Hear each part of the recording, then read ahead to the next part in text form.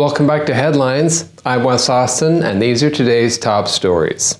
First, we're heading to San Francisco, where the city's newest hire is tackling weight stigma instead of actual problems. Then, over at Disney, they've cut a controversial storyline. That's right, they cut it out, didn't add it back in. In New York, we'll uncover how homeless shelter execs are living the high life on taxpayer dollars. It's kind of like Robin Hood, only in reverse. And finally, a California school is taking hands-on learning to new awkward extremes with a coming out assignment that has some parents in an uproar. Let's dive in. San Francisco now has a weight stigma czar.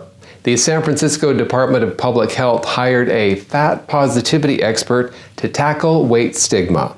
Hi, my name is Virgie Tovar, and I'm the author of You Have the Right to Remain Fat, as well as a few other books on fat positivity and body acceptance. San Francisco hires a fat positivity expert. Because when you're facing a crisis of addiction, homelessness, and skyrocketing crime, the first thing you do is hire someone to help people feel good about their body mass index. The fentanyl crisis rages on, but at least now overdose victims can die knowing they're body-positive corpses. While the homeless are begging for food, the city's focus is on making sure their pant size doesn't offend anyone. So, in San Francisco, the sidewalks are covered in needles and feces. But hey, at least you're not stepping on a scale. Attention social justice warriors, grab your kombucha and prepare for a meltdown. This one's going to sting. Disney has cut a transgender-focused storyline from their new Pixar series Win or Lose, which is set to premiere in February of 2025.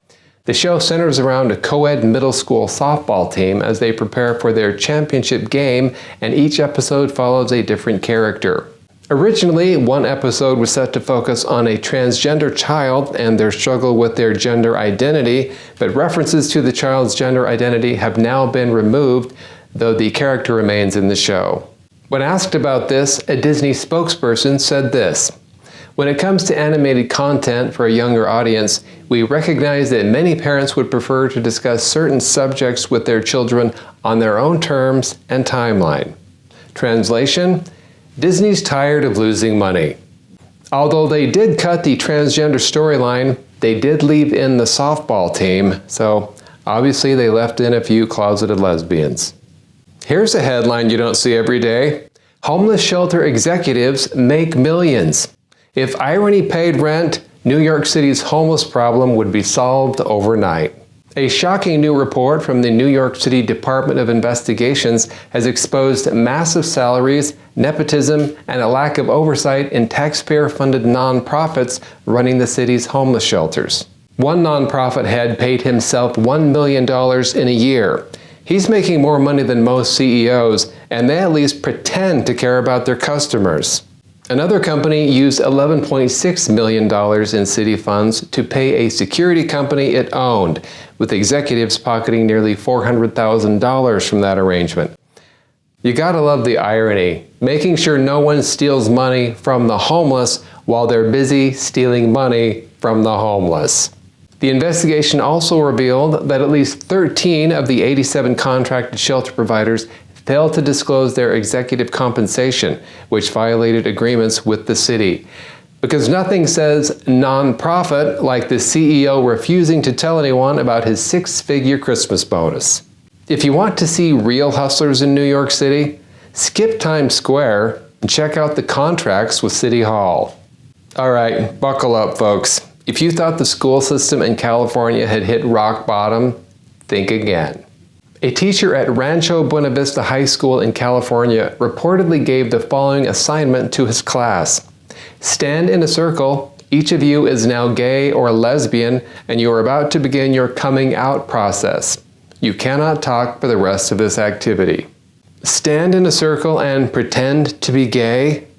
I guess California schools are now teaching kids to LARP their way into a pride parade instead of the job market.